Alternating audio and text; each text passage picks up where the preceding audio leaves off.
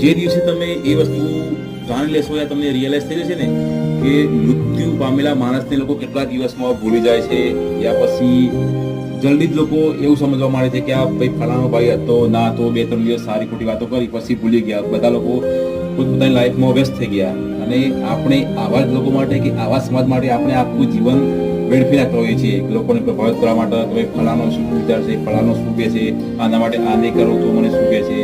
તો ઘણી વાર આપણે જરૂર કરતો લોકોને એમની તાકાત કરતાં વધારે આપણે વેલ્યુ મહત્વ આપતા હોઈએ છીએ.